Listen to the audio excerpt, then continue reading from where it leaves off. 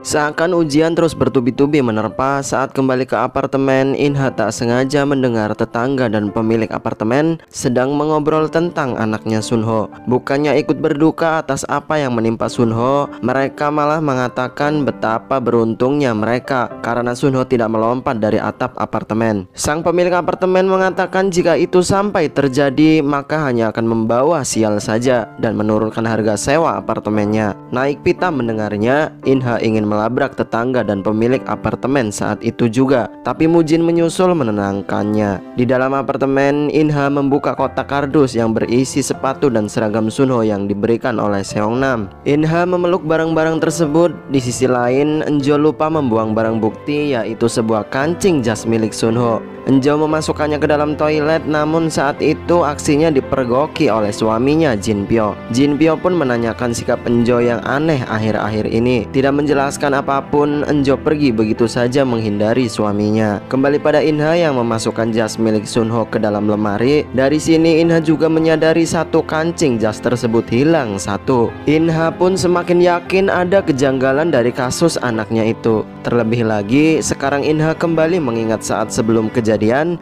ketika Sunho akan berangkat ke sekolah. Sunho yang sudah berangkat kembali lagi ke rumah untuk mengambil buku catatan miliknya yang ketinggalan, yang dimana buku catatan tersebut bisa menjelaskan semuanya. Sama seperti ponselnya, buku catatan tersebut pun hilang. Saat itu juga Inha pergi ke sekolah untuk mencari di loker Sunho. Tapi sesampainya di sana, Inha dan Mujin mendapatkan laporan dari Bu Guru Ham bahwa anak perempuan mereka Suho kini sedang berada dalam ruang BK akibat berkelahi dengan temannya. Di ruang BK kita diperkenalkan dengan siswi bernama Jungmi dan ibunya. Jungmi adalah adik dari Kichan, siswi yang memfitnah Sunho dan orang tuanya. Ibu Jungmi memarahi Suho saat itu karena telah melukai anaknya. Ibu Jungmi juga mengancam akan melaporkan Suho pada komite kekerasan sekolah. Mujin sebagai seorang ayah tidak mau memperpanjang masalah tersebut, meminta Suho agar meminta maaf saja pada Jungmi dan ibunya. Tetapi dengan tegas, Suho mengatakan dirinya mau meminta maaf jika Jungmi dan ibunya meminta maaf terlebih dahulu pada ayah dan ibunya. Suho tidak terima atas fitnahan dari Jungmi pada kakak dan kedua orang tuanya itu. Jungmi sendiri yang mengatakan itu semua berawal dari sang ibu. Ibu Jungmi pun tidak menyangkal bahwa dirinya telah mengatakan hal tersebut. Namun seperti ibu-ibu penguasa bumi pada umumnya, Ibu Jungmi benar-benar tidak merasa bersalah, merasa paling benar sendiri. Dia terus saja menyalahkan Suho dan keluarganya. Berbeda dengan Mujin, Inha mendukung putrinya. Meskipun tidak sepenuhnya perbuatan Suho bisa dikatakan benar, tapi Inha lebih menyayangkan dan menyalahkan sikap Ibu Jungmi. Sebagai orang dewasa bukannya menjadi contoh yang baik, tapi malah menjadi contoh yang buruk bagi anak-anak. Karena perdebatan semakin panas, Inha pun meminta berbicara empat mata dengan Ibu Jungmi di sana. Setelah semua keluar dari ruangan, secara belak-belakan namun elegan dan tenang, Inha mengatakan jika Ibu Jungmi ingin memperkeruh keadaan dengan komentar buruknya, setidaknya jangan melakukannya di depan anak-anak. Mikir, dengan komentar buruk yang dilontarkannya itu, Ibu Jungmi hanya mengajari anaknya agar tidak berempati dengan kemalangan yang menimpa orang lain. Ibu Jungmi juga sudah melukai perasaan Suho. Sebelum pergi, Inha mengatakan jika Ibu Jungmi ingin melaporkan Suho, minimal Ibu Jungmi merasa malu pada sikap dirinya sendiri dulu. Setelah keluar dari ruangan tersebut, Inha menemui Jungmi, meminta maaf atas perlakuan Suho padanya. Inha memohon pengertian dari Jungmi karena saat ini Suho sedang sangat terpukul dengan kondisi kakaknya. Melihat kelembutan hati Inha sebagai seorang ibu membuat Jungmi luluh. Jungmi pun menangis menyesali perkataannya itu. Inha pun memeluk Jungmi mengatakan dia tidak perlu meminta maaf. Ibu Jungmi melihat Inha memeluk anaknya, tapi belum cukup menyentuh hatinya. Ibu Jungmi masih saja ketus melihat Inha. Di sisi lain, Mujin dengan lembut mencoba memberi pengertian pada anaknya, mengatakan dirinya paham betul bagaimana perasaan Suho saat ini. Tapi Mujin tidak bisa membenarkan perbuatan Suho. Tidak seharusnya kekerasan dibalas dengan kekerasan. Terkadang kalah berarti menang. Suho mengatakan mengatakan bahwa kalah tetap saja kalah. Itulah yang terjadi pada kakaknya sekarang. Suho malah balik bertanya pada ayahnya, mengapa sang ayah selalu saja meminta maaf walaupun sang ayah tidak salah. Suho tidak mau hidup seperti itu. Suho mengatakan dirinya akan membalas semua perbuatan para pelaku. Mujin flashback dulu saat sedang berjalan dengan Sunho di trotoar. Mujin tak sengaja ditabrak oleh pria yang sedang mengendarai skuter. Meskipun jelas Mujin yang ditabrak oleh si pria, tapi Mujin meminta maaf. Sementara si pria yang menabrak malah marah-marah pada Mujin. Waktu itu Sunho juga mempertanyakan mengapa sang ayah meminta maaf, padahal jelas-jelas ayahnya tidak bersalah. Mujin mengatakan biarkan saja, kalah berarti menang. Tapi menurut Sunho, bila sikap ayahnya seperti itu terus membuat orang lain tidak tahu kesalahannya, bahkan tidak merasa bersalah sedikit pun. Kembali pada Inha yang sekarang masih berada di sekolah, dia menemui Junsok, Yongchul, Kichan, dan Dongsu, meminta mereka untuk mengobrol sebentar. Namun sebelum itu ditemani oleh Yona, Inha membuka loker Sunho karena wali kelas saja yang mengetahui semua kunci loker muridnya. Kunci loker Sunho adalah tanggal ulang tahun Inha. 비밀번호.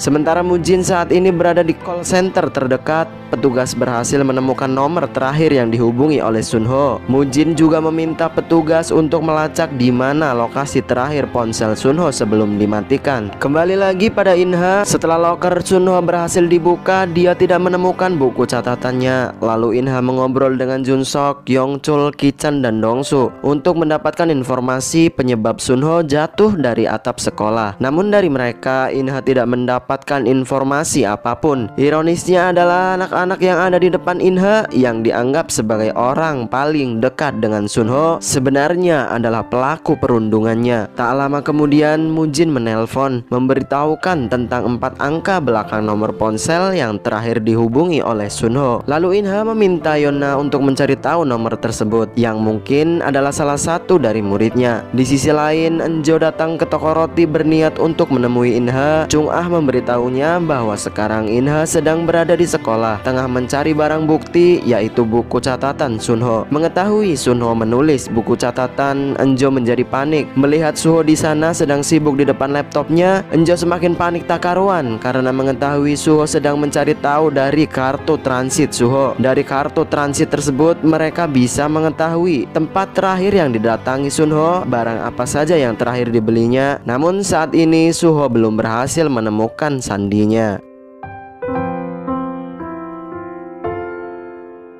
Kembali lagi pada Inha, belum mendapatkan petunjuk yang penting dari sana. Inha meminta satpam sekolah, orang pertama yang menemukan Sunho dan membawanya ke rumah sakit. Inha meminta diantarkan ke atap sekolah. Di sana Inha menangis sejadi-jadinya, membayangkan betapa menderitanya Sunho saat itu. Suho sekarang berhasil menemukan sandinya. Tanpa pikir panjang, Suho langsung pergi tanpa memberitahu pada bibinya dirinya pergi kemana. Sementara Mujin yang sekarang pergi ke kantor polisi kembali menemui Seongnam untuk memberitahukan petunjuk yang dia dapatkan dari call center. Tapi Seongnam merasa itu bukanlah sebuah petunjuk yang kuat. Keluar dari kantor polisi penuh kekecewaan, Mujin mengingat kembali di sore hari tepat sebelum kejadian Sunho menelponnya. Namun Mujin yang berprofesi sebagai guru saat itu baru selesai mengajar, tidak sedang terlalu sibuk. Tapi Mujin memilih tidak mengangkat telepon Sunho dan tidak juga menelpon baliknya. Seandainya saat itu Mujin menelpon balik Sunho, mungkin dirinya sekarang mengetahui permasalahan anaknya hingga anaknya nekat melakukan hal tersebut. Tidak bertanya-tanya sebenarnya apa yang terjadi pada Sunho. Tapi semua sudah berlalu, disesali pun tidak akan mengembalikan waktu.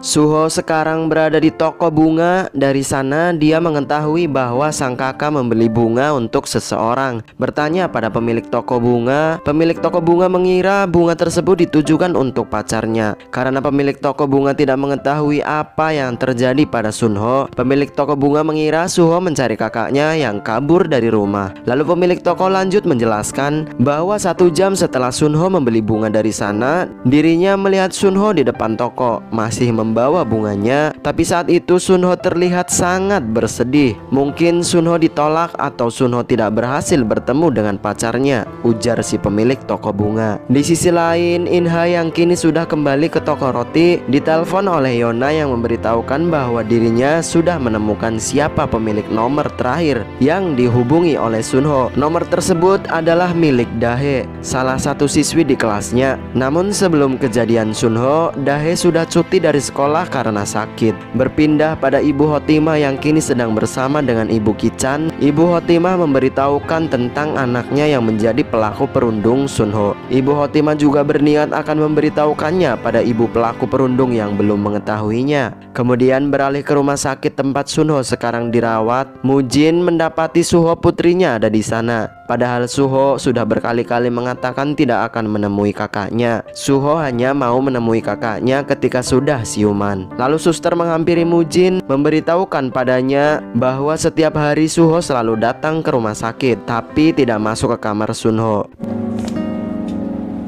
아빠가 집에 바래다 줄게. 깨어나면 본다니까? 나 초딩 아니거든. 사랑이 어떻게 변하냐? Benar saja saat ini Kichan marah pada Yongchul dan memukulinya, mengira Yongchul lah yang telah membongkar semua pada ibunya. Karena sekarang ibu mereka sudah mengetahui tentang perundungan yang mereka lakukan pada Sunho. Keesokan harinya, Inha yang semalaman tidak bisa tidur karena amat sangat merindukan Sunho. Inha melihat foto-foto Sunho di ponselnya untuk mengobati rasa rindunya. Tapi tiba-tiba seseorang dengan nomor yang tidak dikenal mengirimkan video perundungan Sunho. Betapa syok dan hancurnya hati Inha melihat video perundungan anaknya itu, padahal dirinya sendiri sebagai ibunya yang sudah mengandung selama 9 bulan. Setelah lahir pun Inha merawat Sunho dengan penuh kelembutan dan ketulusan serta kasih sayang. Menyaksikan Sunho dipukuli seperti itu, Inha jelas sangat merasa sakit hati.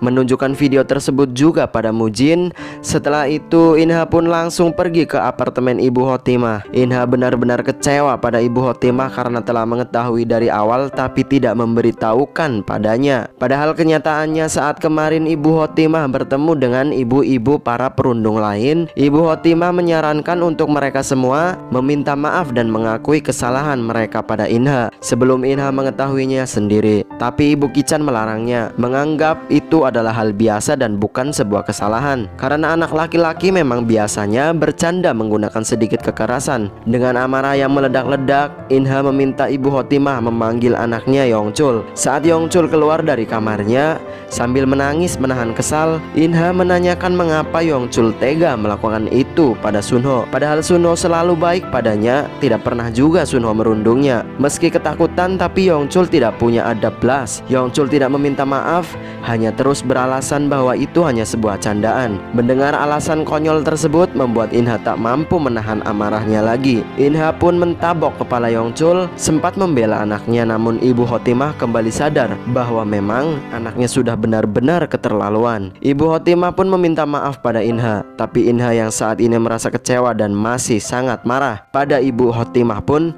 mengacuhkannya. Inha bahkan mengatakan jangan pernah lagi Ibu Hotimah berani-berani memanggil namanya. Kembali ke rumah, Inha mendapati ponselnya sudah berada di atas meja. Mujin juga sudah pergi entah kemana setelah menonton video tersebut. Inha khawatir Suho melihat video perundungan kakaknya itu. Terlihat dari raut wajahnya, bisa kita tebak bahwa Suho juga sudah melihat videonya. Rupanya Mujin kembali ke kantor polisi untuk menemui Seongnam, memperlihatkan video perundungan anaknya. Namun lagi-lagi Seongnam mengatakan bukti tersebut masih belum cukup kuat. Mujin kembali harus menunggu hasil dari proses investigasi Komite Kekerasan Sekolah. Setelah para pelaku perundungan ditetapkan menjadi tersangka, barulah setelah itu kasus akan diurus oleh pihak kepolisian. Dalam perjalanan pulang dari sana, Mujin melamun, mengingat betapa tidak pernah dirinya memperhatikan Sunho anaknya. Beberapa kali Sunho ingin mengobrol berdua dengannya, tapi Mujin selalu saja menolak. Hingga saat di lampu merah merah Mujin yang masih melamun membuat pengendara mobil di belakangnya tak sabaran dan memarahinya. Berbeda seperti Mujin yang biasanya, Mujin selalu mengalah, tapi tidak untuk kali ini. Mujin yang tidak terima pun mengejar mobil tersebut, menghadangnya di tengah jalan, lalu menarik orang di dalam mobil untuk keluar menghadapinya. Karena si pengendara mobil ketakutan tidak berani keluar dari mobil,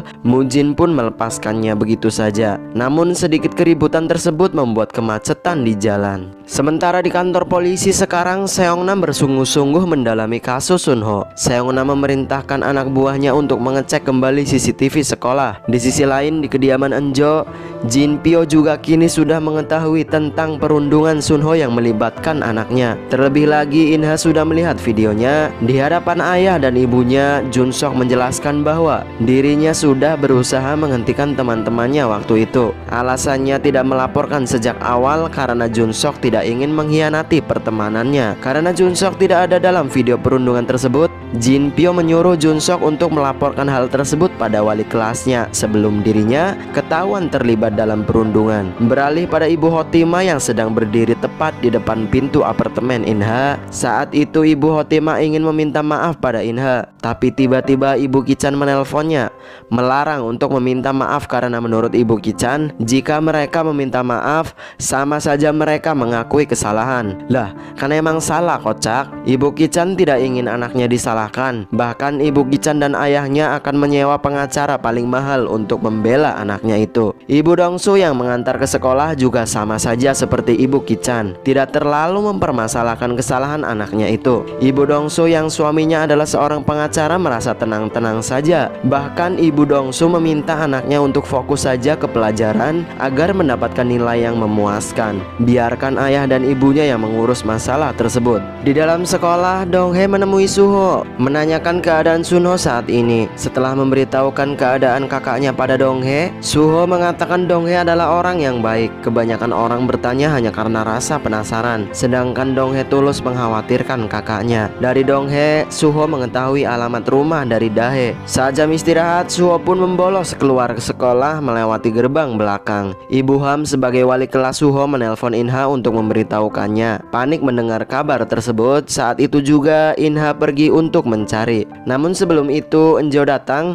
meminta maaf atas perbuatan anaknya. Meskipun Jun Sok tidak ada di dalam video, tetapi Jun Sok tetap saja bersalah karena tidak berhasil menghentikan perundungan saat itu, ujar Enjo. Atas sikap Enjo yang mau menemui dirinya dan meminta maaf secara langsung padanya, Inha sangat menghargai hal itu. Dengan besar hati Inha memaafkan Enjo dan Jun Sok. Bersamaan dengan itu di ruang guru, Jun Sok juga melaporkan kasus tersebut pada Yona. Jun Sok pun mendapatkan apresiasi dari Yona dan Nesang karena sudah berani jujur. Beralih pada Suho yang sekarang sudah sampai di kediaman Dahe, berbekalkan bunga yang dia beli dari toko bunga kemarin. Suho berhasil bertemu dengan Ibu Dahe, tapi terlihat Ibu Dahe tidak senang dengan kehadiran Suho. Ibu Dahe tidak menerima baik kedatangan Suho. Bahkan bunga yang sudah susah payah dibeli dan diberikan untuk Dahe dibuang begitu saja ke tong sampah oleh Ibu Dahe. Merasa kesal dengan perlakuan Ibu Dahe pada dirinya, yang kemungkinan perlakuan tersebut juga dirasakan kakaknya dulu. Suho pun melempar kaca jendela rumah Dahe sampai pecah. Singkat cerita, Ibu Dahe yang sudah melaporkan kelakuan Suho ke sekolah, Yona pun memberitahukan hal tersebut pada Inha melalui telepon. Mujin dan Inha yang mencari Suho belum juga menemukannya. Suho sendiri saat ini sedang berada di toko bunga. Diam-diam pemilik toko bunga menelpon Inha dan memberitahukannya. Singkatnya, Inha pun pergi ke sana untuk menjemput Suho. Setelah menemukan Suho, Inha menanyakan mengapa Suho memecahkan kaca orang lain.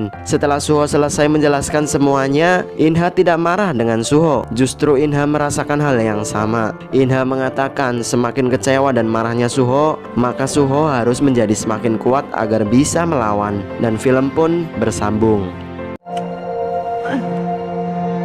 괜찮아. 괜찮아.